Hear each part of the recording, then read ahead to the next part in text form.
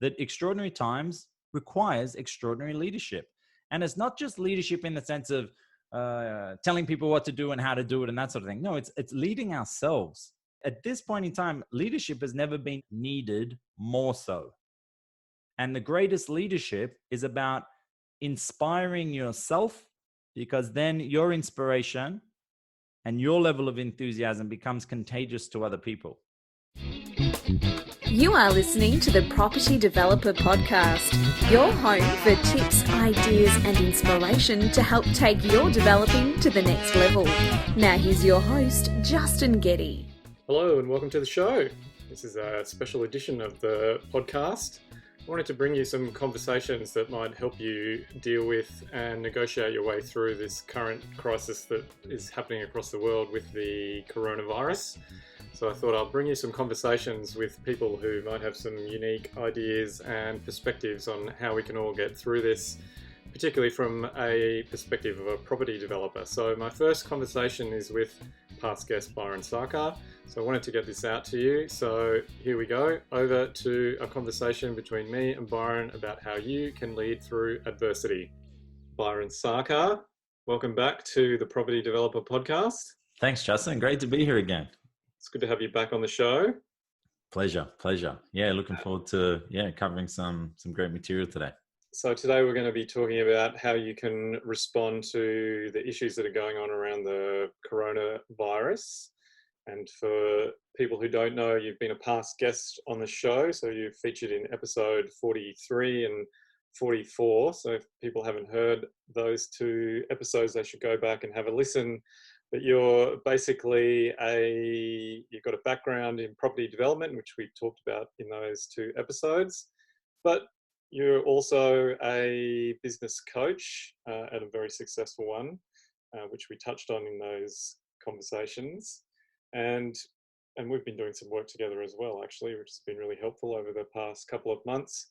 And we talked about the idea of helping people out and having a conversation around how they can deal with or respond to the issues that are happening at the moment with the virus, because there is a lot going on and there is quite a big impact on the property market and for property developers. And I know you've got a lot of really great ideas about what people can be doing right now to get themselves in the best position to be able to deal with what's being put in front of them at the moment. So why don't we kick off with you giving us a bit of a background on your business coaching side of yourself so that people can get a bit of an appreciation about why you're in a position to be providing some advice.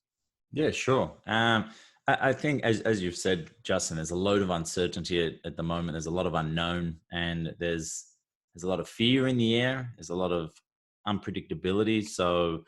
So today, to go through a few tips and principles and tools to help people to feel a little bit more certain amidst the uncertainty and have more clarity around where they can be directing their focus, their time, their energy, their resources, so that they can not only sort of get through this storm, so to speak, but come out the other side where they're even stronger and more resilient and they've been able to grow through it.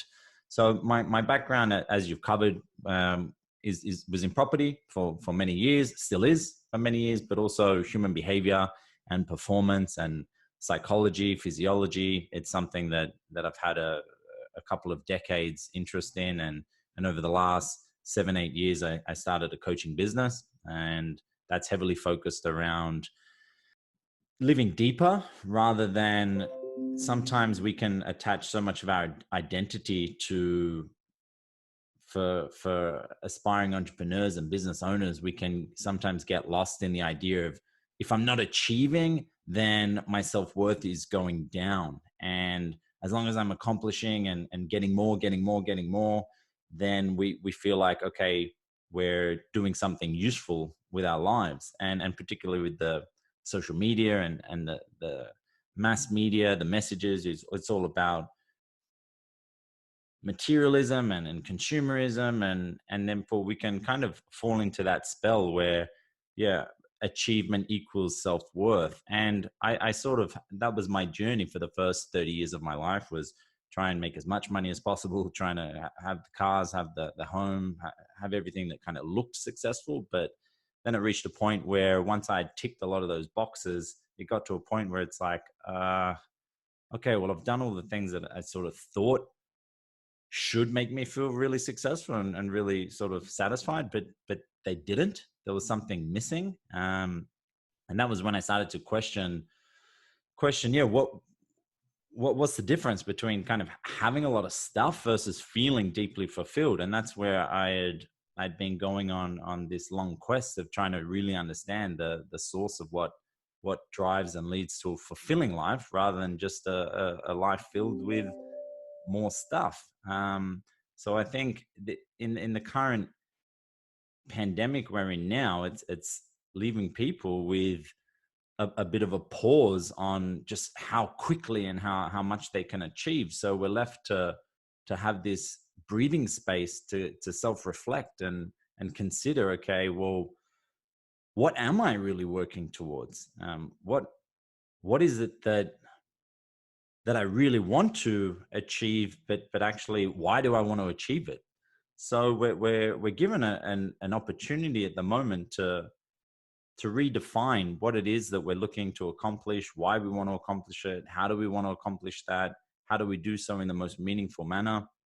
And these are the exact same things I've been working with clients over the last several years, is making sure that, okay, what they're aspiring for on the outside is congruent with who they really are on the inside. Because when you get those two components in harmony, life takes on a whole new meaning. And that's how you find more certainty in the middle of external uncertainty. So the source of our certainty comes from inside of us. And the clearer we are on who we want to be, where we actually want to go, then we become less attached to external situations. Because right now we're faced with the uncertainty, which could last 6 months, 12 months. But if we're certain around, well, what are we actually working towards for the next 10 years, for the next 20 years, then we have way more resilience, way more objectivity. So we can dive deeper into a breakdown of some key principles to be mindful of. But in terms of, I've kind of gone on a little bit of a tangent, but in terms of my background, yeah, it's a mix of studying psychological sciences, counseling, performance coaching, business coaching, life coaching, meditation, Reiki, hypnotherapy. I wanted to learn all the different modalities from neurolinguistic programming, and I wanted to synthesize them into something that's quite grounded and practical, because there's a lot of mindset work and a lot of spirituality work which can be a little bit airy, and it's like, okay, how do we take these high level concepts and bring them back into something that we can use on a daily basis, where we can see tangible results from it. And yeah, so the results clients have been experiencing is not only they're growing in their business, but also they're getting way more fulfillment personally, in their relationships, in their health. Because I think that's the ultimate success, is when all areas of our life are working in harmony with one another, rather than compromising or causing detriment to one another. So yeah, that's a brief background, Justin. If that sort of answers the question about a little bit of my experience in this field. And also I've got the different experience. I've had retail businesses I've got, as well as my property business. So I understand right now, especially that, yeah, the challenge is real. It's not just a theoretical unknown. There is some real unknowns, particularly around people are stuck in their homes, so that there's not as much spending, and people are going to be hoarding their cash more because of the uncertainty. So as business owners or business leaders, we need to be really adaptable, and we need to be prepared to do what's necessary to be able to pivot our business approaches, or the systems, or the way we're serving customers' needs, and being able to become really flexible in how we're going to approach this. Yeah, I think people need to be contemplating that this dilemma, or the time frame for responding to Corona for the property market, is going to be a bit longer than what maybe some pundits or that people think it might be. I think it's not going to be a kind of, it's going to be over after winter and then back into spring where back to normal, and the market's just going to go back to where it was before this crisis started. Mm. So I think people need to take a bit more of a medium to longer term view about how they're going to deal with what's in front of them. So I thought we would have this conversation about how you can lead through adversity and also get yourself ready to succeed in the medium to longer term. And I know that you've done a presentation that talks about how you can deal with things over that sort of time horizon of around 18 months. So could you maybe go through what you think people can be doing now to get themselves in the right headspace, and also some practical ideas what people could be doing? Yeah. Yeah, sure, Justin. I think the first place that would be really wise to start, and I see this is the most common roadblock a lot of people are facing, who are feeling really particularly challenged by the situation, is the first principle would be to accept the current reality. Because as long as we're holding on to an idea of the past, or wishing things were the way they were, and we're living in the past, or we're focusing on a future that we wished would be different, and therefore we're dreading what could be or what may be or what we wished it would be instead, then it's taking us out of the current reality and the current present. And all we can influence right now is the current reality.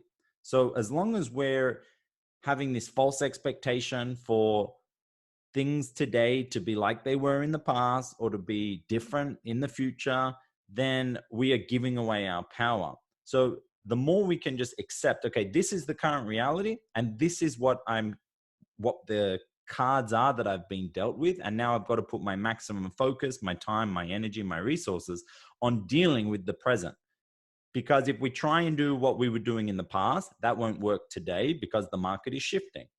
So it's about being adaptable and bringing our attention to going, okay, this is the hand I've been dealt with, and now I need to accept this.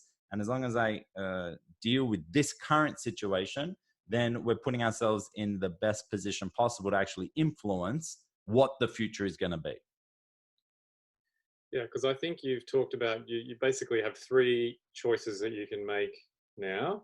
Yes. You can do nothing, Yes. in which case you're probably going to go backwards over Yep. time Yep. because you're standing still. Yes. You can do a little bit, in which case you'll probably just be where you are today in 12 months' time or 18 months' time. Yes. Or you can be really proactive and be ahead in 12, 18 months' time and in a position to take advantage of whatever the market conditions might be at some point in the future when things do start to improve. Yeah. Yeah, exactly. Exactly. So doing nothing and sitting back and becoming a victim of the circumstances is basically, so choice one, if we expand on them a little bit, choice one is, okay, no response to the current situation, doing no thing, nothing. And therefore we basically we move from the driver's seat of our life and we get in the back seat and we go, okay, I'm just going to see what happens externally, and whatever occurs there, that will be the determinant of my fate. And it's needless to say that the outcome of that approach over the next sort of 12, 18 months, it's going to be pretty abysmal. We're going to just get wiped out by the changes in the market, and the uncertainty will come out ahead. So we essentially, for us and for the listeners, we don't even want to have that as an option. The second option is, doing some things. And it's like, okay, we just kind of take mediocre action. We just kind of deal with it, and we'll maybe trial a couple of things, but we're not too proactive, not super reactive. We're just kind of neutral. Well, they'll probably get through, but in the next sort of 12, 18, even beyond that, 24 months, they'll probably be where they are today. So they won't really have grown. They won't really have adapted. They'll just be maybe maintaining somewhat the results that they've been experiencing already.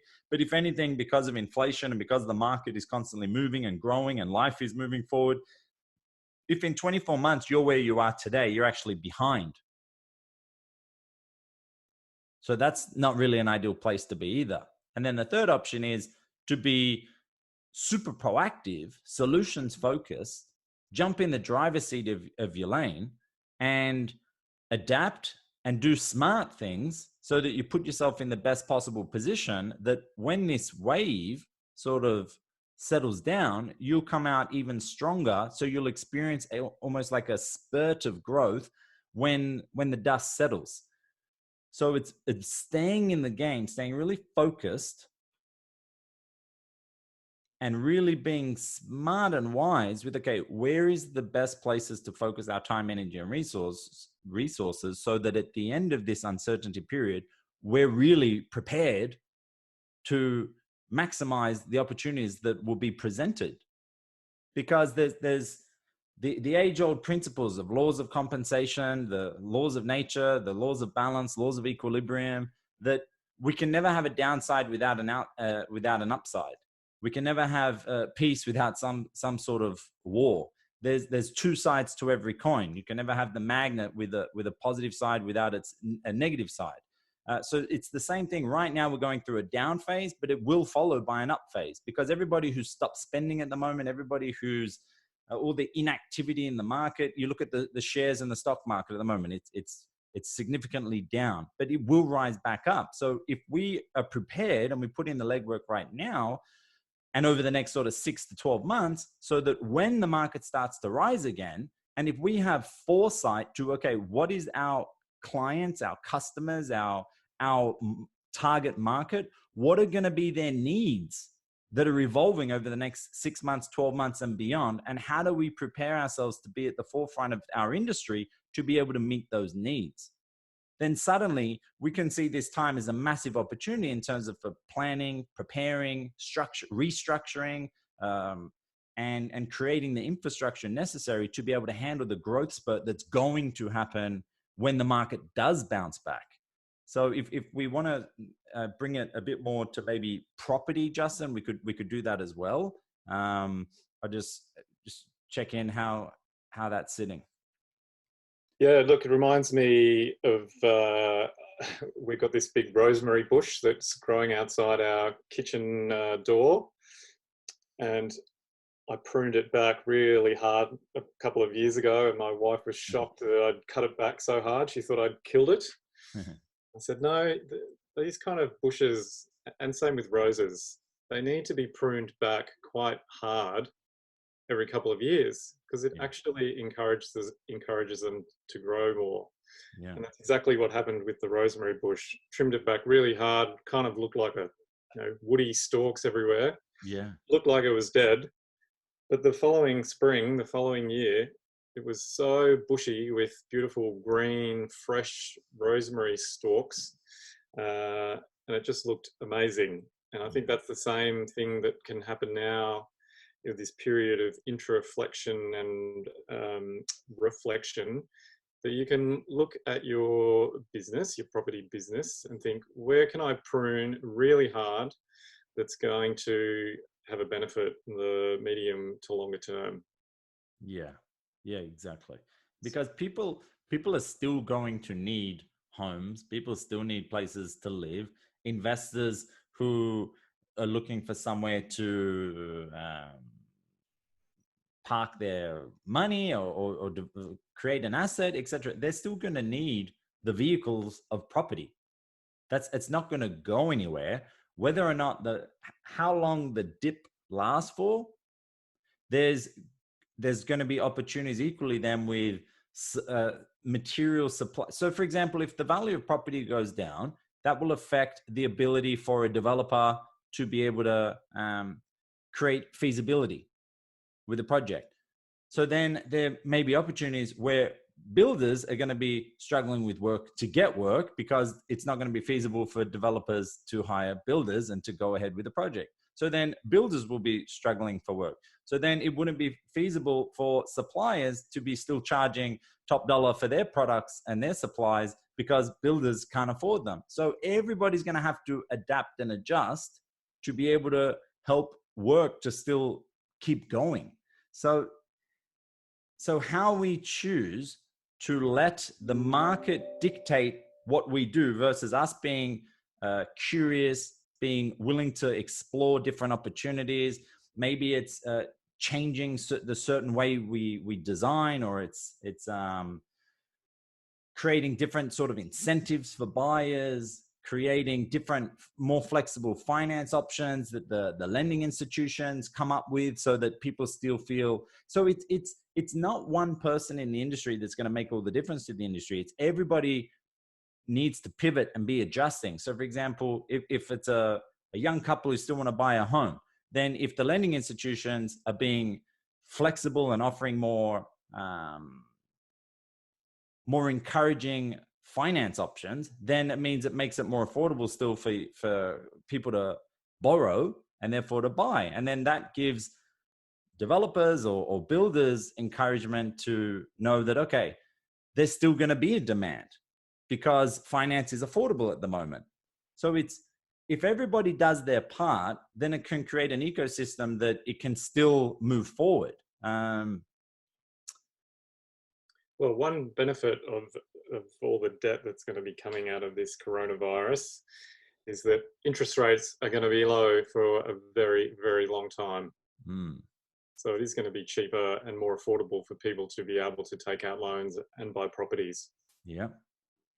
I think there's also going to be an opportunity where, say, certain business owners who don't adapt and don't pivot to the changing market conditions, they might find themselves, I already know a handful of businesses that are having to close down and shut their doors. And there's going to come a point where if they don't have the financial means to keep up with their current living expenses and that sort of thing, then maybe they'll be selling off properties. Maybe there's other people who've invested and then they need to cash in on those investments to be able to fund something else. So I think there's going to be deals coming up in the property market over the next 6 to 12 months. So if we're in the category of the people being super proactive and solution focused and really curious and taking smart action, then we'll be able to look for those deals and find those deals and explore those opportunities that will be existing, that are already starting to bear their fruits already. Yes, you can be certain that somewhere in this current environment, the next batch of millionaire ideas or billionaire ideas are fermenting. Without a doubt. I mean, as I've said for a long time now, that the greatest innovations or the birth of new geniuses or the creation of new products or new ideas always spring out of large adversity and big challenge, because challenge gives birth to opportunity. It's when we're doing well and everything's rosy and the ocean smooth sailing, then people very rarely have the tenacity or the desire to really go and get super uncomfortable and take on massive risk. Why would they? Because things are going well. But it's when shit hits the fan or it's when the adversity strikes, we're propelled. It's kind of that the fight or flight response. We get to choose. It's like you either evolve, which is, or you die out as a species. And that's the nature of the when you look at biology and the evolution of all species throughout time, it's the challenge and the adversity that springs forth to new levels of evolutionary adaptation. So where were we? Well, I think adversity is a good teacher. And so you need to be thinking, well, what are the lessons that I'm being taught at the moment by whatever situation I find myself in? Yes. And there's another great saying that you develop good habits in bad times and bad habits in good times. So it's an opportune moment to perhaps do a stock take on what some of those bad habits or good habits might be that you've got in your property developing business. Absolutely. Because that's the other thing, Justin, is that it's easy to think, oh, the customers or the clients I deal with are not purchasing at the moment and business is slowing down. The thing is, though, that may be true temporarily, but there may be other areas of your business that you can still be growing. Maybe it could be restructuring creating new systems, getting really clear on what are some gaps in the buyer's journey that you could enhance and create new touch points for when you do get back into the role of business again, and you're dealing with sales and marketing. What are some new things you could introduce that make you a cut above the rest? Do you have admin to catch up on? Is it all paperwork that needs to be redone? Are there tax returns that are outstanding? Could you build a new website? Could you create a new bio? Could you restructure some of your own finances? Could you network and build some new relationships with different lenders or different builders, and start to network more and build relationships, so that when things do get back in the full suite of things, then you're in the front position. Because as the old saying goes, that front of mind, you're front of line. So when opportunities do start popping up, if you've been proactive now and you're networking and you're in front of people, or you could still be doing ads, ad costs are down at the moment, then when things pick up, you'll still be in front of the competition. I don't really love the word competition, because it's a bit of a scarcity mindset to think that we're in competition with other people, because there is enough opportunity in the marketplace for everybody. But the thing is, this current pandemic is a handicap to everybody who's in, say, the property development industry. It's same with, we all have 24 hours in a day, but there are certain people who use those hours really wisely, and there's certain people who complain that there's just not enough time in the day. So we're all dealt with this current virus pandemic. We're all potentially handicapped the same way. So it's those who persevere, or who are willing, and I'm not saying it's easy, because it can be damn confronting, and it can be challenging, and it can be a scary time, and there is a lot of legitimate uncertainty, but we get to choose how we respond to it. We get to choose how we respond to the uncertainty. We may not be in control of the uncertainty, but we're totally in control of how we respond to it. So do you think it would be valuable for people to identify and articulate, write down what some of their greatest fears might be? Yes, there are many things that people could be doing right now. So I think putting pen to paper is a very powerful exercise, and it sounds so simple. It sounds almost over simple. But the thing is, in times like this, we can get so much going on in our minds, and there's so much information, or so many thoughts, and we're sometimes thinking about the past, thinking about the present, thinking about the future. And we therefore can become quite stuck in, okay, what is the best action to take? But if we could get conscious, if we could get really conscious about, okay, what are our fears now? What are our options to dealing with these fears now? And then we identify the best options, execute those options, and then let the rest go until we get the next phase of results. Because what we tend to do is we try and solve steps 1, 2, 3, 4, 5, 6, 7, 8. And we're trying to go, oh, but what happens if step 8 occurs? Then, oh, how will I deal with that? What do I do? Oh, what if my funder pulls the pin? And what if the builder goes broke mid? But the thing is, okay, yeah, that may happen, but that's like steps 8 or 9. Are we even taking step 1, which is, for example, to contact our funder and just check how they're going, let them know that we're still ready to go with the project, and we're still in a great position mentally, physically, and in terms of preparedness for the project that they were going to be funding. What are the most immediate actions we could be taking so that we're solving the problems of today, and then we deal with the problems of tomorrow, because those problems may not occur if we're taking the actions today of the things that are highest priority to us. So that's why one of the things that I get my clients to work on in the current moment is that, okay, normally we like to prepare for 12 months or by every quarter you reverse engineer it. But at the moment, it can be as simple as like, okay, what are the things I need to really focus on in this next 7 days? What are the most important things just to get done in these next 7 days? Because then that gives us really clear, direct focus on what are the things within our control, what are the most effective actions I could be taking that are high priority and going to yield me the best possible results with the given circumstances we've got. And then it's like, cool, then let's see how those go. And then you reevaluate, readjust, and then set new priority tasks for the following week. Because I'm noticing that anything beyond that is causing a bit of stress, a bit of overwhelm, and increasing the confusion, doubt, or fear, because we're trying to solve problems that may not occur, that haven't even occurred yet. So it's like, start with what we know, focus on those elements, and then let it build from there. That puts us in our maximum position of power to go, okay, I'm focusing on the things within my control that I 100% can influence. And I'm going to spend less time worrying about the things that are outside of my control at the moment. So would that be identifying the 3 most important things for someone to focus on today or this week? And then for each of those areas, then identify 3 action steps that people need to take to address that area. Yeah.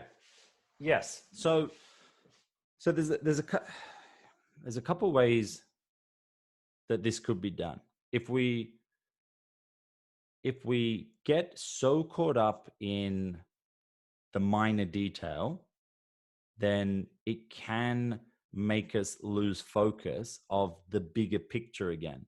So if I could just rewind for a moment, I'm a big fan of clarifying and reminding yourself again of what is the bigger picture vision for the next 10 years. Just to bring a bit of perspective of time. So I would say, yes, the weekly 7 days is critical, but I would just pause for a moment to say that it's also really powerful to just pause and reflect for a moment. Okay, in 2030, where do I want to be? In 2030. So maybe, okay, by then I want to have, the development's going really well. I want to have great health. I want to be financially secure and free. I want to have an amazing team around me that's inspired by what I do. I want to have, great relationship with the kids and everyone's healthy, etc. Okay, so just reminding ourselves that, okay, cool, we've got 10 years to get there. With the current uncertainty, it's going to last 6, even 12 months, even 18 months out of 10 years. That's a page within a chapter within our entire life book. So just getting a bit of perspective around time and space. That this phase is not the determinant of our life journey. It's a sub-chapter component. So what that does, that just creates a little bit of breathing space with what we're experiencing right now. And then we can now pull our focus and our perspective to, okay, so now that I got a little bit of breathing space, what are the wisest, most effective actions I could take over the next 7 days for my business? And it could be, 3 to 5 key things. And it could be, okay, speak with my financer, get my paperwork in order for X project. It could be check in with my builder, see how he's doing, or it could be chase up my the architect to finish the DA application or what have you. Thinking what are the highest priority action tasks that we could take. Then it's also important though to look at, okay, that's on the business front, but what about the health front? What about our relationships?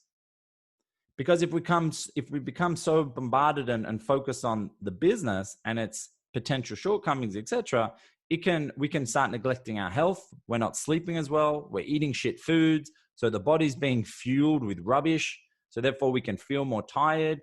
Then that can lower the immune system. That makes us more susceptible to illness. And then it can interfere with mental well-being. And then the more stressed we are, then the more we are in our reptilian brain, where there's more emotional volatility, there's more fear, there's less rational thinking, we're more prone to emotional reactivity. But when we're clear on our vision, we're clear on the highest priority tasks, that moves us into our forebrain, the executive center, and we're more focused, we're more objective, we're more calm, we're more resilient, and therefore we think more rationally. So when we get organized in each category of life, so the business, highest priorities, health, highest priorities, relationships, what does the relationship need right now? Because I'm totally empathetic and understanding that when there's financial uncertainty, that can put a lot of pressure. Puts a lot of pressure on ourselves, and therefore we can take it out on our loved ones in the relationships. Therefore, it can create distance between two people or within a family dynamic.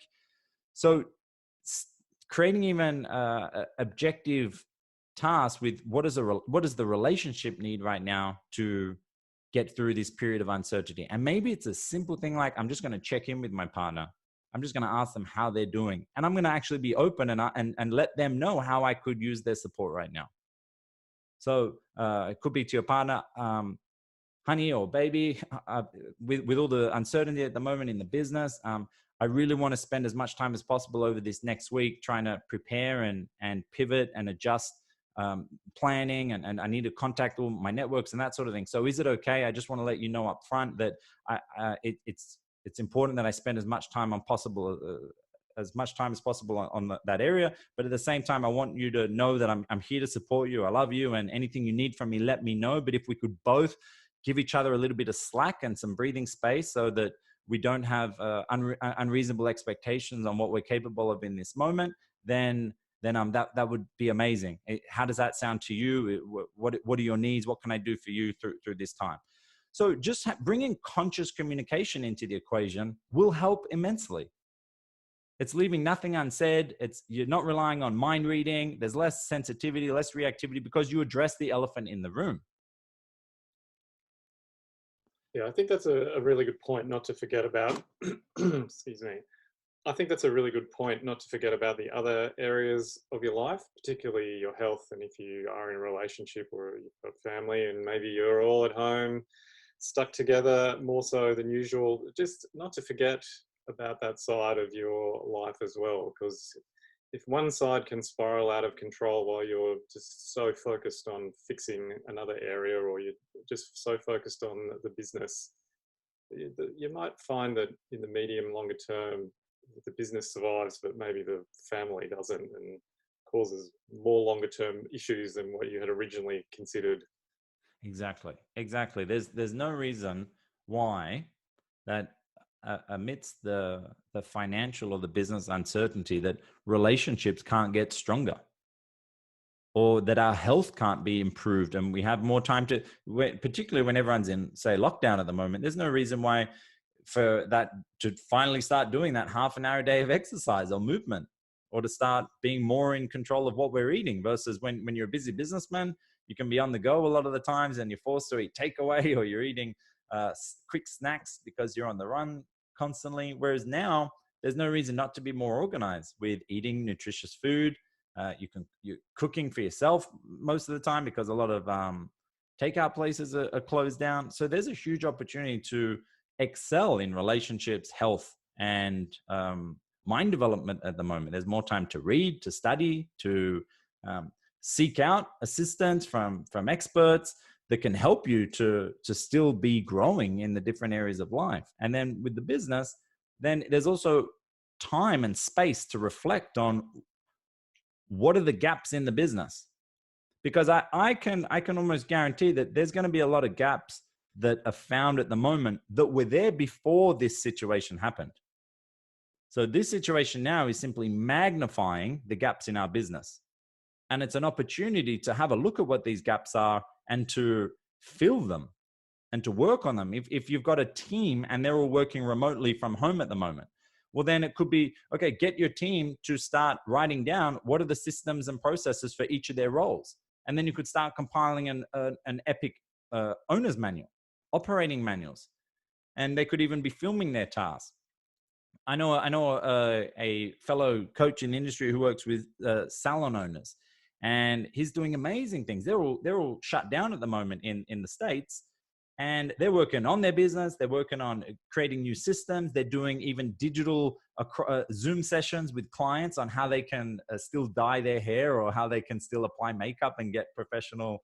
They're getting tutoring done and all sorts of things. They're still finding ways to serve their clients. So at the moment, a property developer could be creating blogs and educating, creating a simple blog, for example, how to spot a great property from a dud, or insert more appropriate language to your target market. And then you're just submitting value out to, maybe it's time to start building an email list, time to start creating different relationships with different real estate agents, and you can start to feel out who the ones that are cool, calm in this time, who are the ones that are not even returning phone calls because they're too stressed. So you can be really building a network list at the moment, and a potential client list where you're sending out brochures still. You could be still doing ads to generate interest from prospects, and then sending them a package via the post, because there is breathing space at the moment. I had another client I was speaking to at the start of the week who works with government and the public mines and quarries in surveillance, and he was saying they're not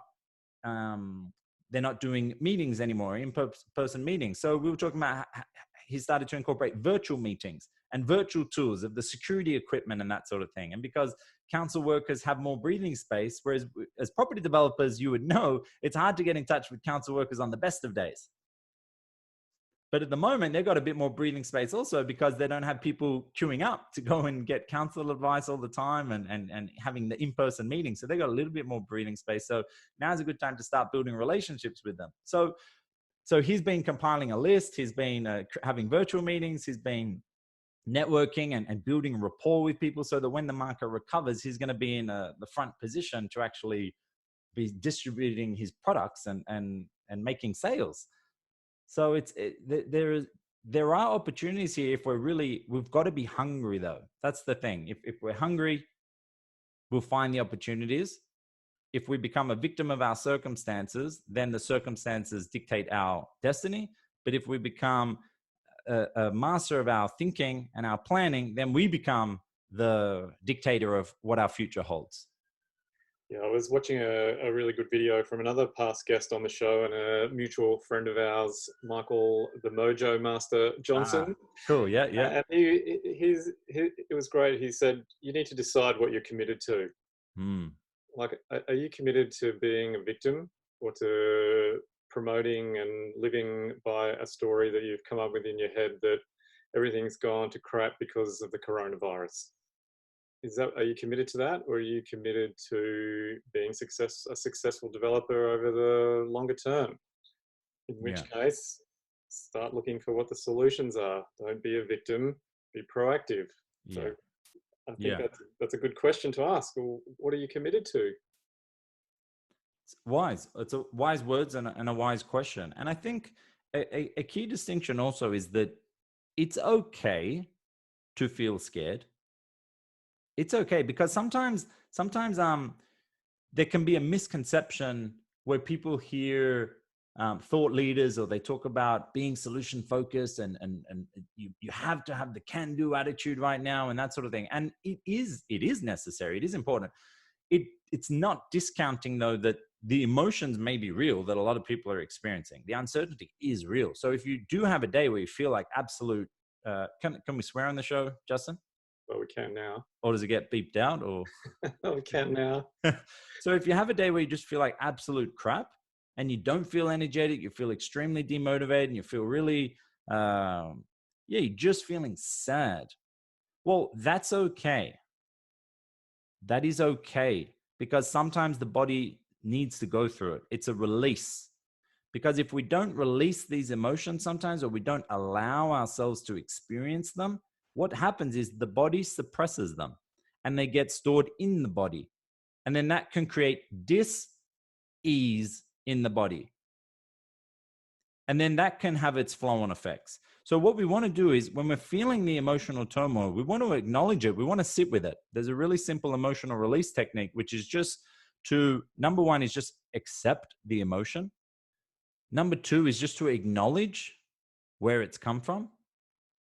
Okay, I'm feeling really anxious. And it's because, I feel there's a lot of uncertainty because of, I'm worried about not being able to provide for my family.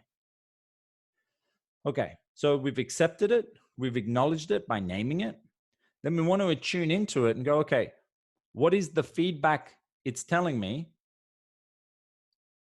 that I could use to get back in harmony with what I need?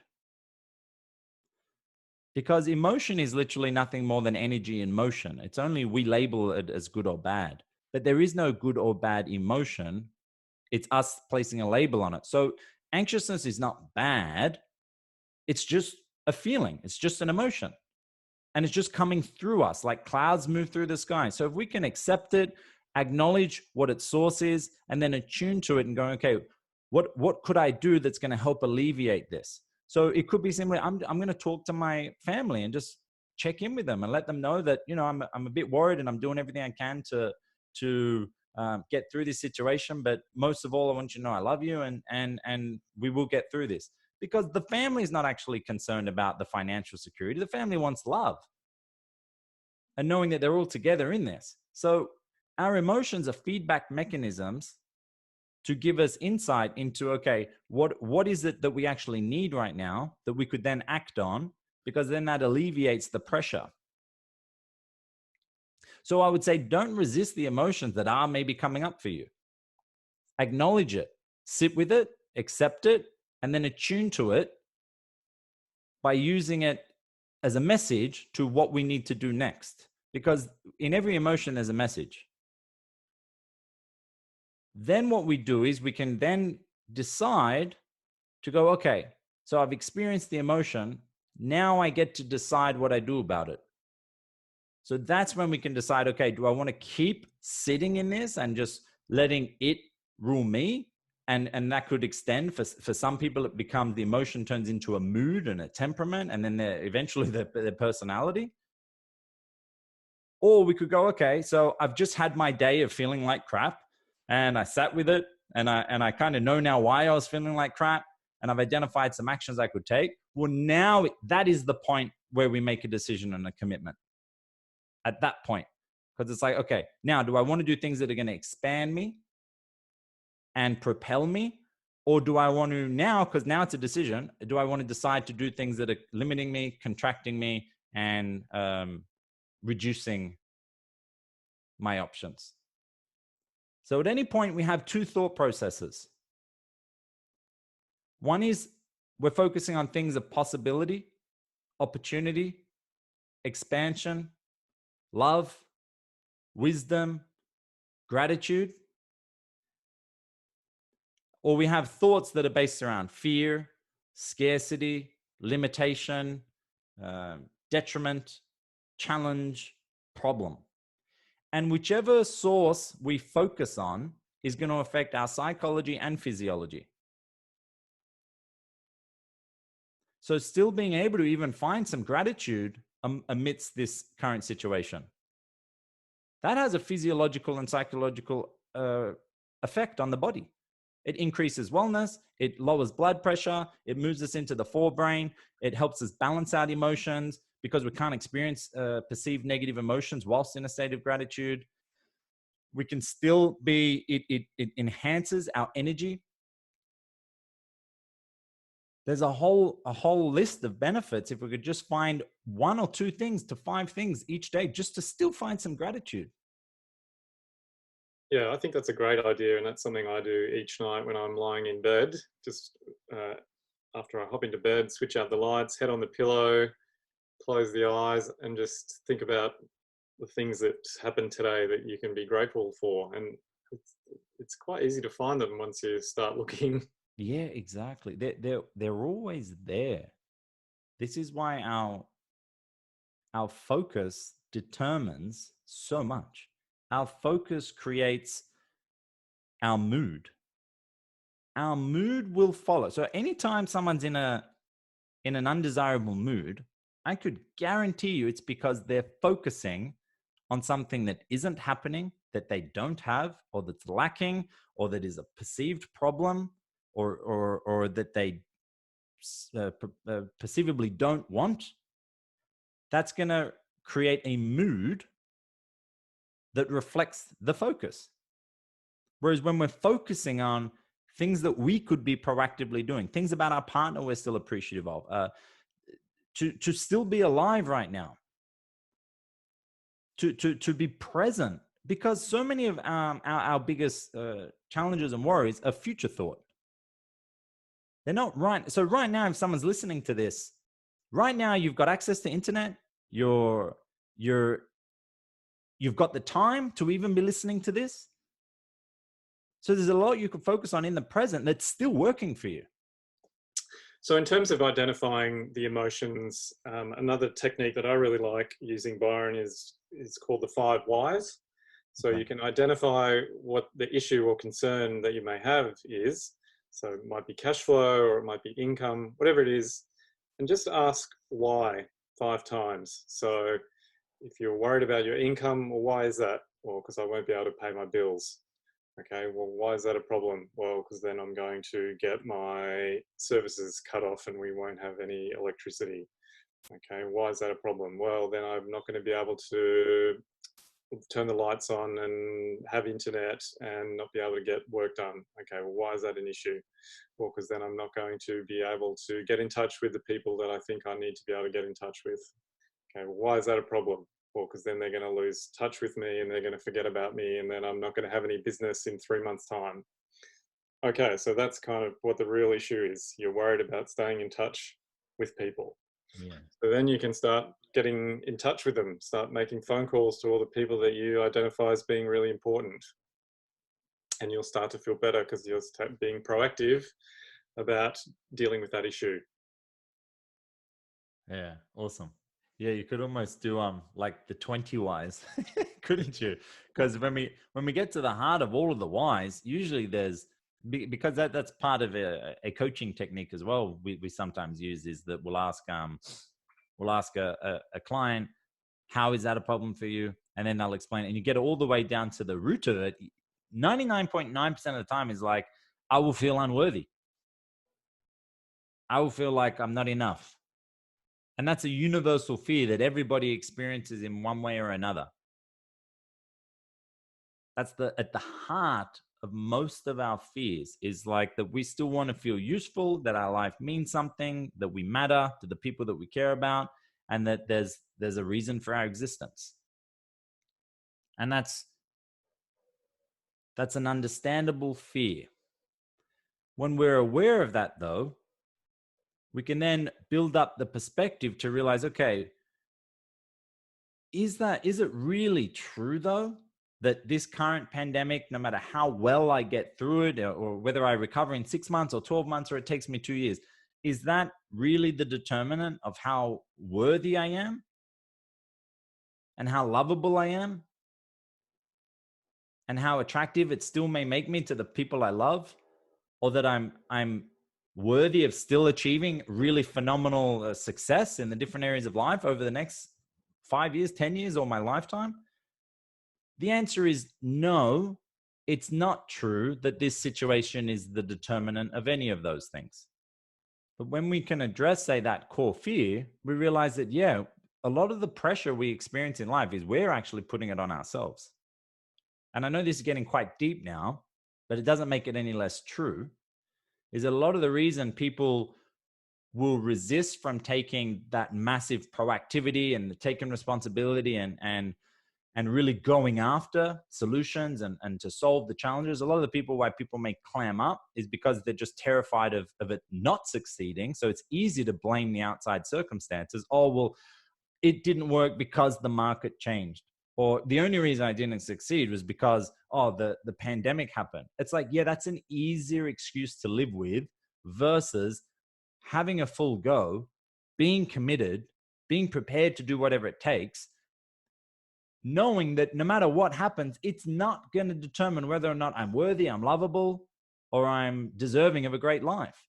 It's the only reason, Justin, the only reason why people who may have goals or desires and they don't pursue them is deep down a core fear of I'm not enough.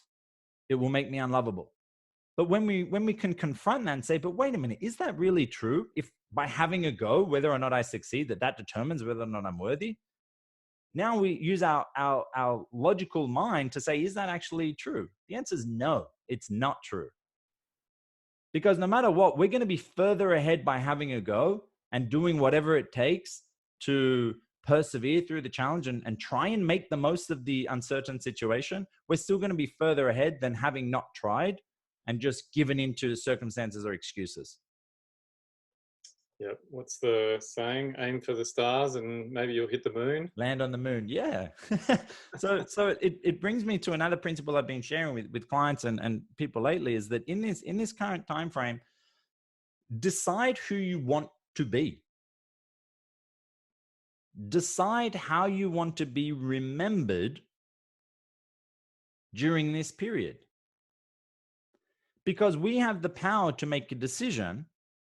And when we become conscious of the choice we're making, that changes things up. Because when we're not conscious of it, we just let things happen and people remain on autopilot and they just kind of exist day to day and circumstances push them around. But if we make a conscious decision right now and we say, okay, who do I want to be during this period?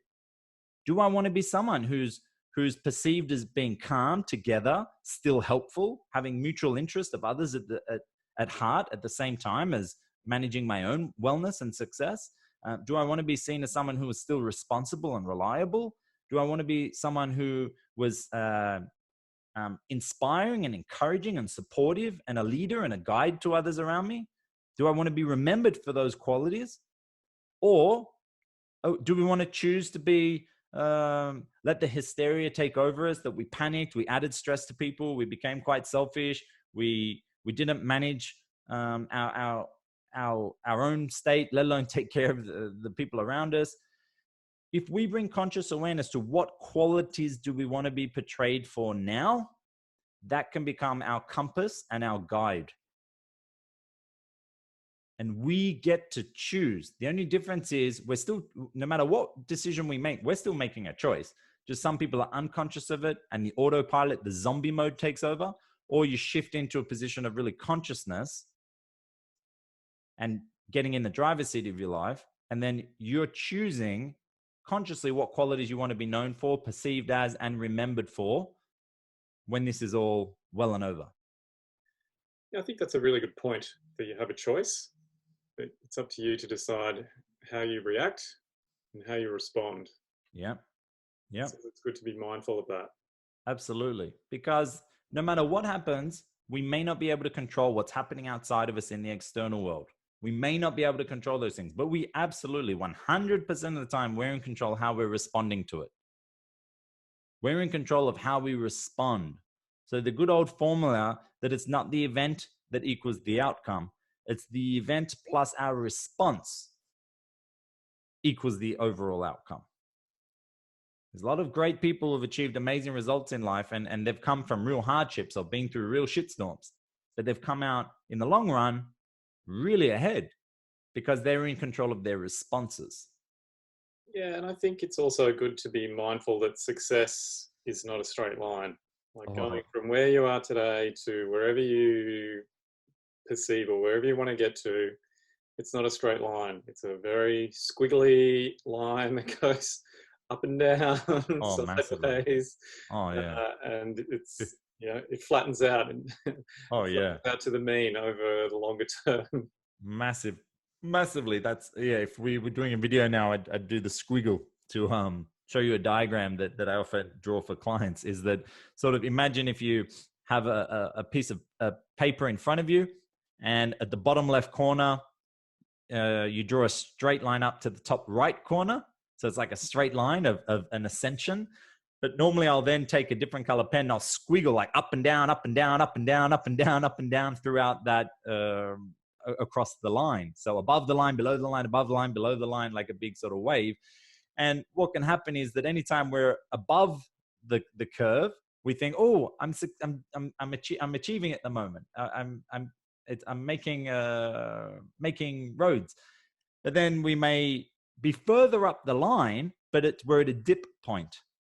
And then people go, oh, I'm facing challenge. It's adversity. I'm failing. But it's like, nope, you're still actually above the bottom left part of the page, which is the starting point. It's just this, there's going to be lots of ups and downs. It's the wave particle essentially. It's even sound. it's there's how to say this without us going too crazily deep. But there is no separation between success and challenge. They're two sides of the same coin. It's the yin yang principle.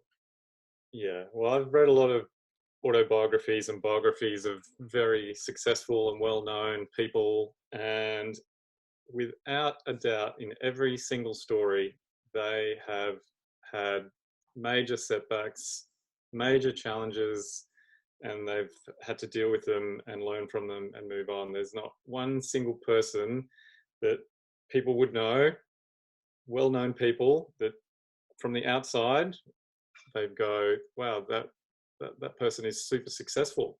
Oh, yeah. Like, well, you go back and have a look at their life story, and they've had to deal with major setbacks.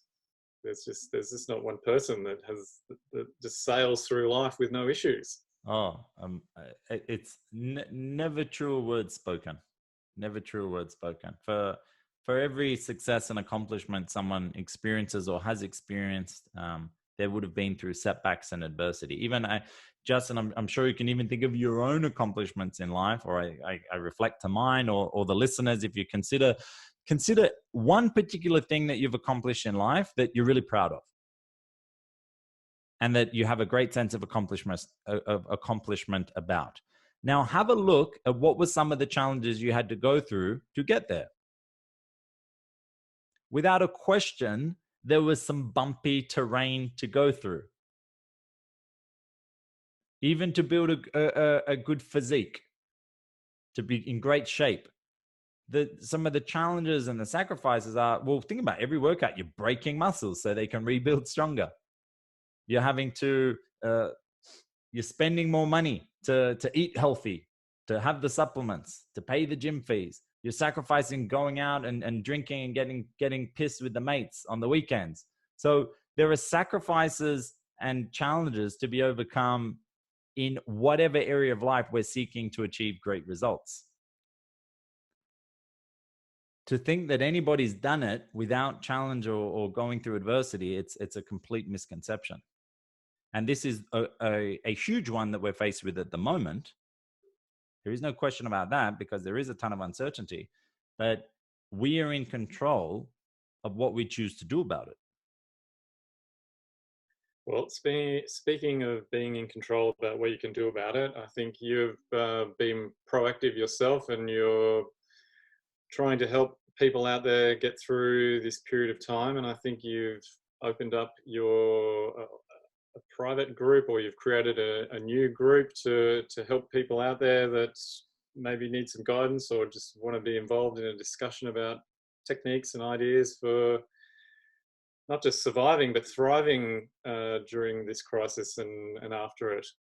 Yeah, I actually it was only I think 2 days ago, I just started a group because I was thinking about what is the biggest need, what is the biggest gap in the marketplace at the moment that could add the most amount of value.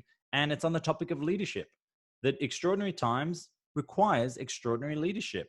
And it's not just leadership in the sense of telling people what to do and how to do it and that sort of thing. No, it's leading ourselves in terms of our emotions, our mental state, our clarity, our focus, leading ourselves within the relationship so that we're still contributing and being a beneficial influence within the relationship arena with our partner, with our children, with our families, leading ourselves in the business. So how we still being a force of influence and inspiration to our stakeholders, our clients, our customers, to our teams, to the community, to our neighbors.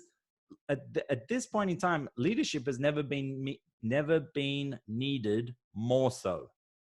And the greatest leadership is about inspiring yourself, because then your inspiration and your level of enthusiasm becomes contagious to other people. So the group I've created is called Ultimate Leadership, and it's about inspiring the extraordinary in yourself and others during times of adversity. So people can jump on to Facebook and apply to join that group, or is it just an open group? I can open it. I think I created a private group. But yeah, I'll open it up after we hop off this call, and I'll make it open. So if someone just searches for Ultimate Leadership, then by Byron Sakha, you'll see it. And join. There's a video in there currently that I uploaded just yesterday, and it deals with the 3 major challenges that we're faced as business leaders in the current climate, where there's the 3 main that keep coming up time and time again. Is the first one is the fear of losing income, or the challenges of income going down, the challenge of still being able to take care of our family and the people around us. And the third one is mentally, how do we cope with all the added pressure, with emotional volatility or confusion, stress, overwhelm. So there's a video right now that I've just put there, which goes for 15 minutes, and it talks about the 9 key strategies we can adopt to deal with those 3 major challenges. And there's going to be lots of goodies that I'm putting in there every day. It's just a free resource to just add value to people.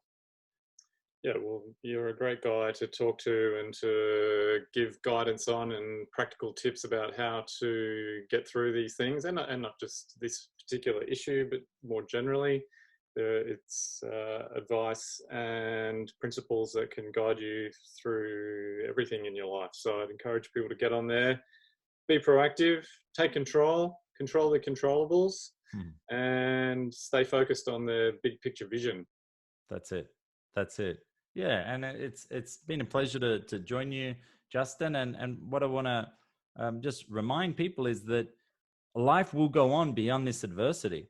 So there's an expression that at the moment people are looking for the life raft, because a lot of people are bleeding. But just remember that you'll get the life raft if you're proactive and you take the necessary steps. You'll not only find that, you'll then get to a position where you're set up to still go for that yacht, to still pursue the greatest success in the different areas of life. So maintain the focus on the long term, because this time will pass.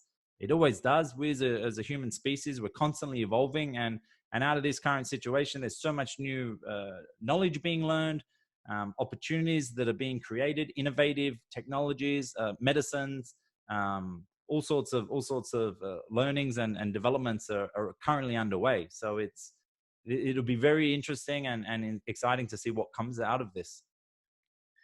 And for people that aren't on Facebook or just don't want to get on the group, what's your website address for your coaching side of your business? Yeah, it's www.byronsakha.com. So BYRONSAKHA.com. And there's a few resources on there as well. And if anybody wants to get in touch, then I'm offering complimentary strategy sessions just to have a look at where their current situation is, what may be working, what may not be working, and then we can have a look at what are some opportunities that you can take control of at the moment, so that you can still keep growing. Because it's not about just surviving these times. It's about surviving, but also how to still prepare ourselves and be planned and organized so that we're set up to thrive as well beyond this period. All right, very good. Well, Byron, great to have you back on the show. Been good to talk, and hopefully we can talk again in a little while or another year, and things have turned around and people are on their way to becoming very successful property developers. Absolutely. Justin, a pleasure. Thanks for having me on the show again. And everybody listening, I wish you all the best. You've got this. So hang in there and you will get through this storm. All right, Byron. Good to talk. Speak to you soon. Cheers, Justin. You've been listening to the Property Developer Podcast. Tune in next time for more tips, ideas and inspiration to take your developing to the next level. For more developing love, make sure to visit propertydeveloperpodcast.com.